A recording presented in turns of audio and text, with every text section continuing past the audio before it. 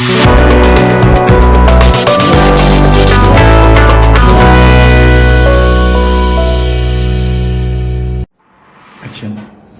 Assalamualaikum warahmatullahi wabarakatuh. Kembali dengan Kang Furqan. Semoga saudara-saudaraku ada dalam keadaan sehat walafiat dan tidak lupa menerapkan protokol kesehatan karena virus COVID-19 dengan segala variannya masih beredar di sekitar kita. Saudara-saudaraku, sebelum kita mulai jangan lupa subscribe, share, komen, dan like. Kemudian loncengnya dibunyikan.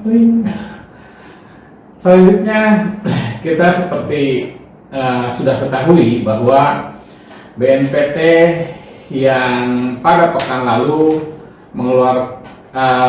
meminta maaf kepada Majelis Ulama Indonesia dalam pertemuan tersebut, kita apresiasi setinggi-tingginya bahwa telah terjadi kekeliruan tentang data yang BNPT sendiri tidak mengetahui dari mana itu tersebar.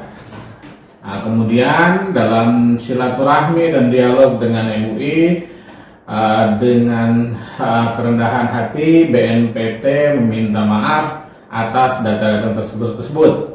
Di antara data yang tersebar tersebut memang terjadi kekeliruan, misalnya untuk konteks di Jakarta. Ada yang rumah tinggal, ada yang radio, diantaranya radio data. Nah, salah satu diantaranya adalah lembaga non-government organization atau LSM, lembaga swadaya masyarakat di kita yang fokus untuk membantu Palestina dan juga membantu masyarakat di kita yang memang memerlukan bantuan, yaitu namanya NPC, Nusantara Palestina Center, gitu. Alhamdulillah dalam kesempatan ini saya bertemu dengan direkturnya, yaitu Ustaz Rizan. Apa kabar? Alhamdulillah, Ustaz. Alhamdulillah. Nah, mudah-mudahan ini saya langsung dengan yang bersangkutan bisa mendengarkan penjelasan salah alamat tersebut, begitu ya. Jadi salah alamat tersebut. Nah, ini kebetulan ada Ustaz Rizan, saya akan wawancara dengan Ustaz Rizan. Iya. Apa kabar Ustaz? Alhamdulillah. Sehat ya? Alhamdulillah, Ustaz. Masih kegiatan rutinitas berjalan? Ya, lancar, Ustaz. Alhamdulillah. Oke, saya pengen tanya nih, sejak kapan NPC berdiri dan apa latar belakangnya, kira-kira begitulah. Iya, baik. Alhamdulillah, wassalamu alaikum. Jadi NPC ini kan singkatan dari Nusantara Palestina Center. Iya. Ya, jadi berdiri di awal Maret 2018, Ustaz. Jadi secara legalitas itu, secara akta itu Maret 2018. Maret 2018. Ya. Oke. Jadi saya rasa teman-teman dan publik sudah tahu bahwa NPC ini tidak lepas dari sosok Bang Abdillah Onim atau Bang Onim yang memang sudah 1 dekade lebih berada di Palestina, sepatnya di jalur Gaza. Jadi sebenarnya apa yang kita lakukan ini sebetulnya hanya untuk melanjutkan perjuangan atau misi kemanusiaan di Palestina. Jadi lebih mengadministrasi lagi kerjasama dengan semua pihak ya, dan mitra-mitra Bang Onim yang baik individu atau lembaga yang sudah memang melakukan kontribusi kemanusiaan, bantuan kemanusiaan untuk Palestina khususnya jalur Gaza. Ya. Alhamdulillah karena sudah bentuk lembaga, jadi otomatis semua hal itu kita harus lakukan, bukan saja pendistribusian bantuan, tapi semua aspek. Jadi kita penuhi lengkapi legalitasnya, izinnya, dan semuanya itu kita semua lengkapi untuk memudahkan kita di dalam menjalankan amanah ini. Nah, untuk saat ini program kita itu terbagi dua, Ustaz. Jadi karena namanya Nusantara Palestina, jadi ada Palestina. Ada Palestina. Ya, jadi ada Nusantara Care. Nusantara Care ini lebih berfokus pada bantuan kemanusiaan untuk lingkup Indonesia, kira-kira begitu. Tapi kita dari awal memang sudah spesial Palestina. Jadi kita punya unit Palestine Care. Memang cuman kita Ustaz bukan cuma di jalur Gaza, tetapi memang kita sesuai dengan arahan dan masukan dari Bapak Andi Rahmianto yang itu menjadi Dubes RI di Jordan dan Palestina, kita itu tidak saja menyasar dan memperhatikan jalur Gaza, tapi juga semua pengungsi-pengungsi Palestina di mana pun berada, termasuk di Jordania, Ustaz. Termasuk juga di rencana nanti mungkin juga di Al-Quds gitu ya, di Yerusalem gitu, kita sudah beberapa kali mengirim bantuan ke sana. Nah, nanti juga rencana kita sudah koordinasi dengan KBRI Libanon untuk kita juga nanti soal memperhatikan pengungsi-pengungsi Palestina ada di Libanon. Karena memang selama ini kesannya memang hanya orang Palestina ada di jalan Palestina atau di jalur Gaza itu, gitu. Padahal sebetulnya ada jutaan, ada kurang lebih 5 juta lebih lah, atau bahkan lebih pengungsi-pengungsi Palestina yang justru membutuhkan bantuan. Tersebar di berbagai tempat. Benar gitu. Jadi itu yang kita terus ingin kembangkan, karena itu dalam menjalankan aktivitas ini kita cukup intens dan cukup koordinasinya itu dengan pemerintah sangat sering, Ustaz. Khususnya kedutaan kita yang bekerja di luar itu, khususnya di Jordania dan termasuk di Mesir. Karena Mesir itu perbatasannya kan Gaza. Nah, kemudian yang pertama jadi jelas bahwa ini legal, resmi, gitu ya. Terus akuntabilitas juga diaudit oleh eksternal auditor, gitu ya. Kemudian kerjasama ke Palestina juga melalui kedutaan Indonesia yang ada di Yordan, sehingga semuanya clear ya.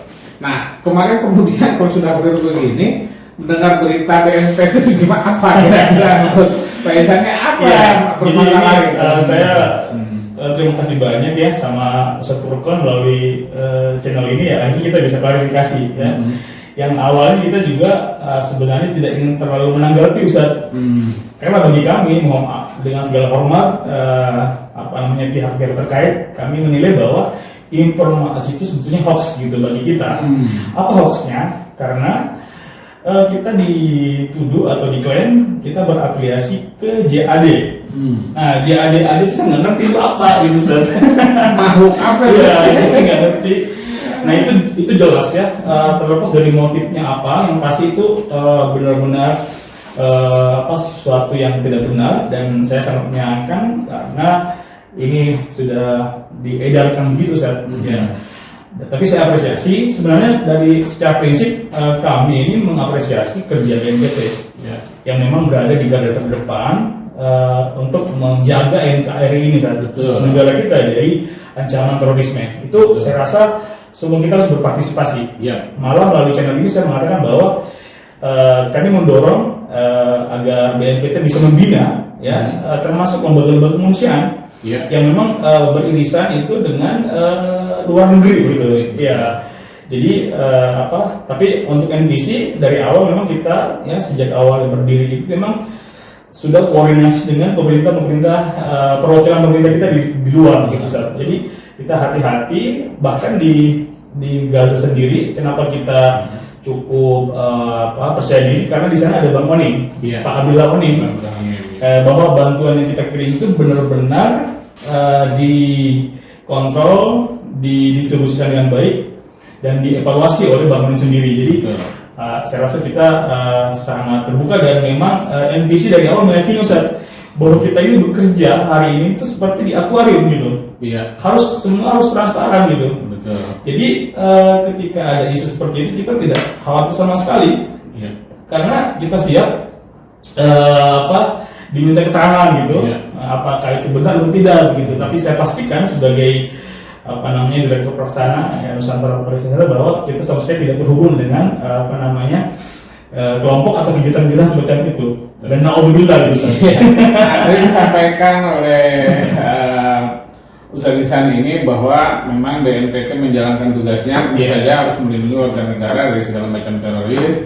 Demikian juga dengan lembaga kemanusiaan, menjalankan tugas sebagai kemanusiaan. Nah, sebaiknya mungkin seperti disampaikan, ini ada pembinaan juga dari BNPT, gitu ya. Artinya bahwa Anda yang menyalurkan biar safe kemanusiaannya, sampai bahwa hati-hati dengan lembaga X misalnya terindikasi teroris, dengan lembaga B misalnya terindikasi teroris, sehingga teman-teman yang berasal teman-teman NGO atau LSM yang bergerak di bidang kemanusiaan ini nggak salah alamat, begitu kan?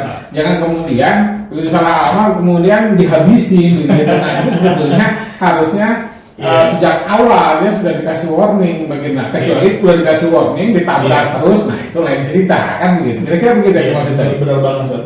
Bahwa dalam penanggulangan terorisme ini semua elemen harus berpartisipasi. Betul. Sesuai dengan tupoksi masing-masing gitu. Dan kepentingan kita bahwa kita yakin dan sangat percaya Ustaz bahwa semua ini bisa terjalin dengan baik, terlaksana ketika ada komunikasi yang baik. Betul. Ya, jadi bentuk-bentuk komunikasi yang baik itu adalah ya diklarifikasi saja gitu, dipanggil aja. Kalau misalkan BNPT menilai bahwa kelompok ini mungkin ada indikasi ke sana, udah ditanya aja gitu, dipanggil, diklarifikasi, dan memang harus siap untuk diproses hukum ketika memang ada bukti-bukti yang memang menyasar ke sana Ustaz gitu. Namun kalau misalkan metodenya misalkan terlanjur bukan di publik begitu, walaupun ya BNPT mungkin tidak bermaksud untuk membocorkan itu, nah, tapi bagaimanapun ya itu harus dipertanggungjawabkan karena data itu sudah keluar. Dan sekali lagi Ustaz, kenapa kita menanggapinya biasa-biasa saja, karena memang toh kita tidak seperti itu, tidak seperti apa yang diduga atau diklaim seperti itu Ustaz. Atau mungkin sebaiknya BNPT punya list organisasi-organisasi berbagai negara yang tanda kutip bagi NGO kemanusiaan ini tidak perlu berhubungan begitu kan? Betul. Itu kan jauh lebih siap. Ini kan bagian daripada edukasi dan informasi. Betul. Sehingga kecuali itu sudah dikasih tahu, ditabrak terus, nah itu pelanggaran. Nah ini tidak tahu, kita kan namanya masuk ke kampung orang gitu kan, nggak tahu ini jalan boleh apa enggak, perbodan apa enggak, gitu. Kira-kira itu perlu ya? Iya perlu, saya rasa perlu. Ini bagian daripada strategi komunikasi dari BNPT yang memang harus diperbaiki gitu. Karena kita ini sesama anak bangsa Ustaz, ya harus bareng-bareng gitu. Bahwa terorisme ini tidak akan bisa hilang kalau hanya BNPT yang berjuang di situ. Nah, semua kita nih harus ikut membantu Ustaz. Dan kooperatif jika kemudian nanti diminta keterangan atau diajak untuk bersama-sama begitu Ustaz kira-kira. Nah sejauh ini programnya NPC ini apa bagi masyarakat Palestina? Selain memang kita bisa saksikan ya channel YouTube-nya Bang Onim ya. Nah apa sekarang tadi saya dengar ada program untuk anak yatim. Jadi kita sebetulnya cukup banyak ya. Kemarin kita dengan verifikasi dengan satu False Forum Zakat gitu. Saat kita presentasi itu dilihat bahwa program-program itu begitu banyak gitu. Jadi waktu nggak cukup saking banyaknya Ustaz ya. Nah, tapi kita alhamdulillah untuk saat ini kalau kita mau mengerucutkan ya kegiatan terbaru misalnya Ustaz, karena tentu untuk distribusi bantuan yang rutin itu jelas sudah pasti Ustaz, seperti sembako gitu kan, distribusi air bersih gitu. Terus ada juga bantuan-bantuan yang seperti musiman, bantuan musim dingin karena memang seperti jaket gitu ya, dan lain sebagainya. Tapi kita berusaha bagaimana bantuan-bantuan kita tidak semata-mata berwujud sifatnya konsumtif semata gitu. Kita pengen ada bantuan yang jangka panjang dan bisa dirasakan manfaatnya terus menerus. Maka dari itu kan awal-awal kita selalu dalam bantuan air bersih itu kan kita beli air tuh. Nah jadinya terpikir, bagaimana kalau di Gaza itu kita bangun pabrik air minum aja sekalian gitu. Ya alhamdulillah dengan ide itu didukung juga oleh banyak mitra-mitra kita termasuk Darut Tauhid. Akhirnya kemudian itu bisa terlaksana dan beberapa bulan lalu itu sudah diadakan peletakan batu pertama membangun pabrik dari tersebut gitu. Jadi ya kurang lebih mungkin 3 atau 4 bulan ke depan itu insya Allah bisa selesai saat itu, mudah-mudahan gitu. Terus hal lain kita juga ingin konsisten untuk membantu generasi Palestina ini Ustaz. Jadi kan setiap perang itu kan banyak anak-anak Palestina yang korban orang tuanya jadi yatim lah Ustaz. Yatim. Nah kita alhamdulillah kita punya program khusus untuk ini. Misalnya kita membangun sekolah taman kanak-kanak Indonesia yang kita namai TK Nurani Indonesia. TK Nurani Indonesia ya. Nah ini alhamdulillah memang dikhususkan dan gratis untuk anak yatim. Di Gaza apa gimana? Di Gaza. Jadi walaupun bangunannya itu masih kontrak, nah insya Allah tahun ini kita juga berupaya untuk bisa membangun permanen sekolah itu Namun demikian, alhamdulillah sangat membantu lah masyarakat di sana karena mereka bisa sekolah gratis dan juga memberdayakan sumber daya manusia SDM Palestina yang memang juga terkendala dengan kurangnya atau susahnya mereka dapat pekerjaan begitu. Jadi dengan kita membuka sekolah berarti kan membuka peluang. Mereka bisa dimanfaatkan setenaganya sebagai tenaga pengajar. Sudah berapa lama itu? Sudah berapa lama di? Ini sekolah sudah 5 tahunan Ustaz. 5 tahunan sekolah TK Nur Karena sekolah TK Nur ini sebetulnya sudah diadakan oleh Bang Onim sebelum NPC berdiri gitu. Ya, sudah didirikan begitu Ustaz. Nah, kita tinggal melanjutkan sekolah ini. Ya, terus kita juga punya program orang tua asuh. Namanya program kota. Ya. Nah, program kota ini kita itu per hari ini tuh lebih dari 900 anak. Target kita tuh soalnya 1.000 anak ya. Jadi kita santuni tiap bulan. Jadi ini anak-anak yatim Palestina ini mendapat santunan dari Indonesia itu di kisaran 600.000 per anak per bulan. 600.000 per anak per bulan. Jadi dari dana itu mereka beli buat keperluan sekolah. Nah, kalau anaknya masih balita ya buat beli susu. Nah, dan lain sebagainya. Jadi ini program ini cukup diminati oleh masyarakat Indonesia atau donatur kita. Jadi memang ini diharapkan jangan sampai kita cuma memperhatikan bantuan untuk orang dewasa, sedangkan anak-anak ini justru yang inilah yang akan melanjutkan masa depan Palestina sendiri. Nah, inilah kenapa program ini menarik untuk kita dukung. Jadi terus kita juga banyak sekali program-program lain, misalnya renovasi. Jadi kan di Gaza itu kan tingkat kemiskinan kan sangat besar, ya, nyaris di angka 60% Gaza itu orang miskin semua atau fakir gitu. Nah, mereka banyak sekali yang tinggal di wilayah-wilayah seperti di Gaza Utara itu, banyak sekali orang-orang yang tinggal di tempat-tempat kumuh gitu, tidak layak huni. Kalau musim panasan, musim dingin kedinginan gitu. Nah, kita ini mencoba untuk bisa membangun berenovasi rumah-rumah untuk mereka, Ustaz. Walaupun itu belum terlalu banyak, tapi sudah kita mulai. Sudah ada beberapa unit rumah kita bangun untuk mereka, gitu, Ustaz. Jadi kiprahnya memang kalau kita lihat. Ya, berita-beritanya bisa dilihat di YouTube Bang Onim begitu ya. Atau di channel NPC sendiri atau di channel NPC sendiri bisa dilihat dan sangat lengkap tentang itu. Nah, selain tadi ada Palestine Care, kan ada Nusantara Care. Nah, apa saja programnya yang untuk Nusantara Care itu? Jadi kalau Nusantara Care ini sebetulnya dia unitnya baru terbentuk gitu, baru kita mulai di awal pandemi kemarin gitu. Jadi ternyata kepedulian masyarakat kita ini cukup besar juga ke NPC. Jadi akhirnya kita mencoba untuk bisa peduli juga dengan situasi dalam negeri. Walaupun memang NPC masih spesialis Palestina sebetulnya, cuman keberadaan kita ini juga harus peduli dengan lingkungan sekitar kita. Karena kurang pas sebetulnya kalau kita diam dengan musibah dan bencana yang ada di sekeliling kita. Kadang-kadang kan di Jakarta kan banjir, Ustaz. Kurang ini aja, Ustaz. Kurang bagus aja tuh NPC perhatikan jauh-jauh. Sedangkan di Permata ini ada sesuatu yang urgent nih, Ustaz.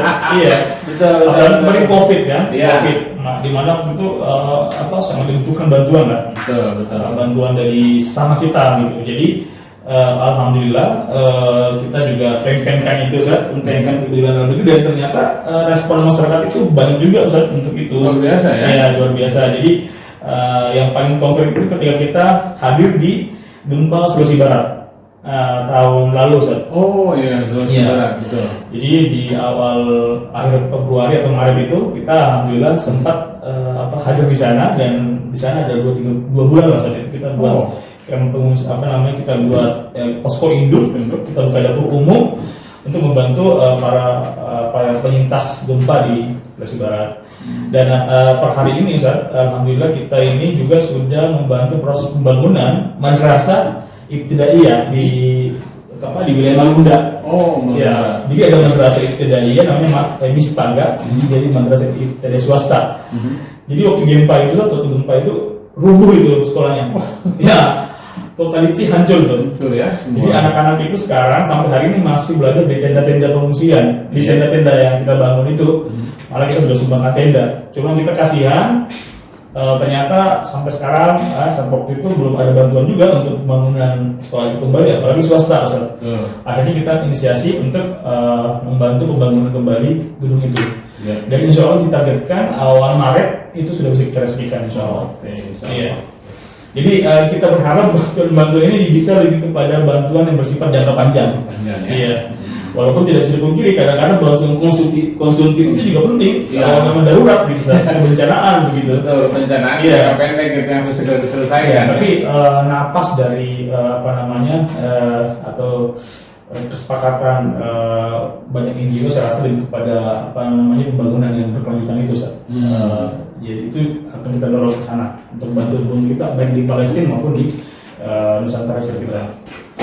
Oke, Rizan, terima kasih banyak apa yang boleh disampaikan oleh Rizan tentang program NPC. Jadi saya ingin menegaskan bahwa di sini tugas kemanusiaan adalah tugas kita semua.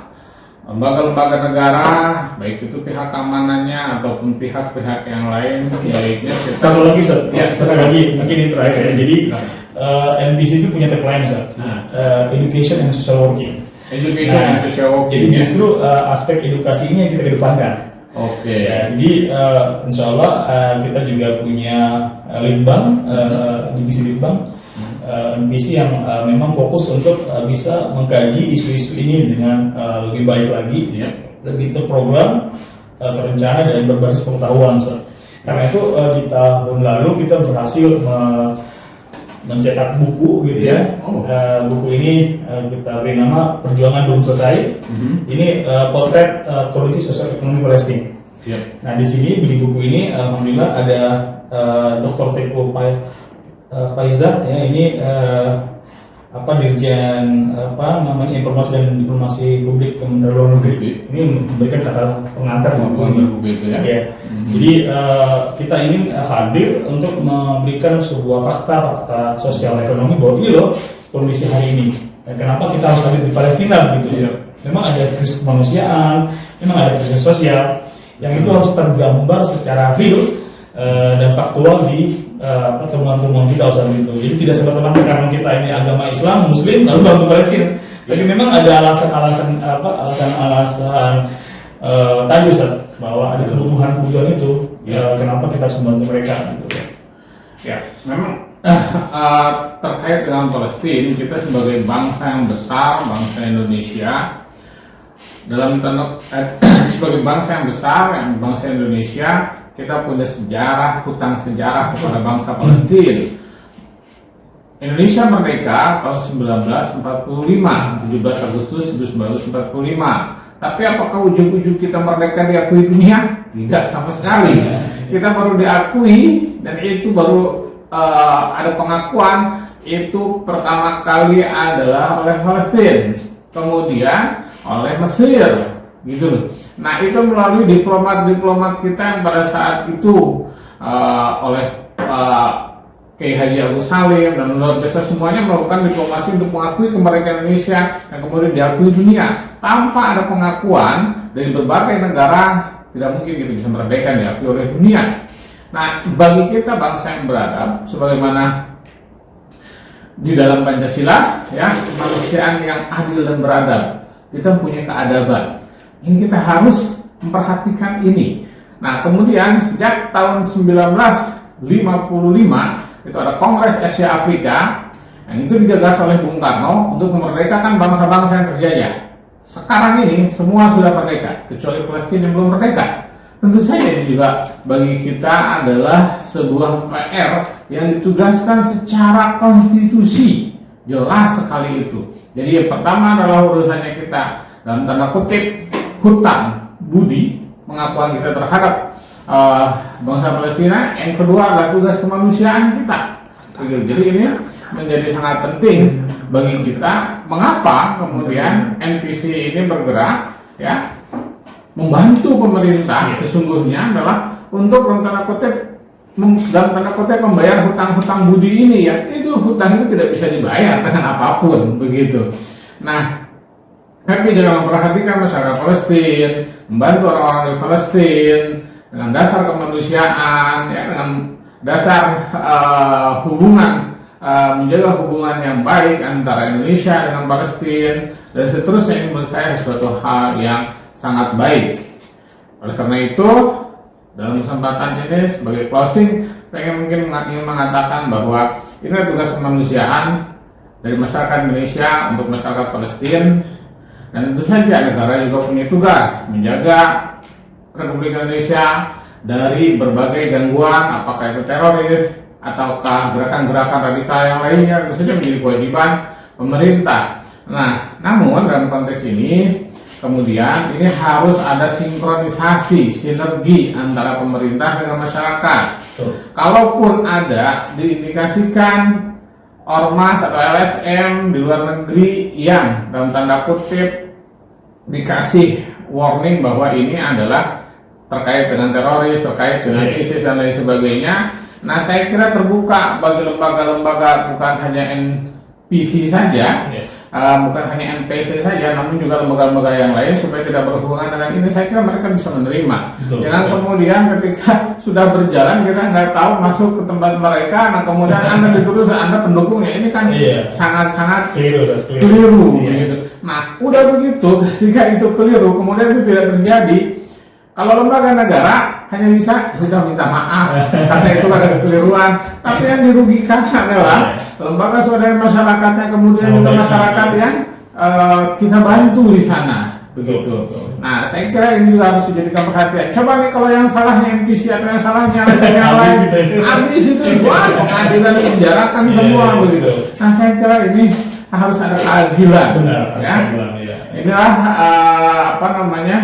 konsep yang sangat penting dalam kita bernegara ini adalah tentang keadilan. Dalam Pancasila 2 kali keadilan itu, kata keadilan itu digunakan. Saya rasa ini mungkin sekian dari saya. Terima kasih banyak atas waktunya, atas kesempatannya. Mohon saya mengganggu. Oke, itu saja saudara-saudaraku. Wassalamualaikum warahmatullahi wabarakatuh. Waalaikumsalam warahmatullahi wabarakatuh.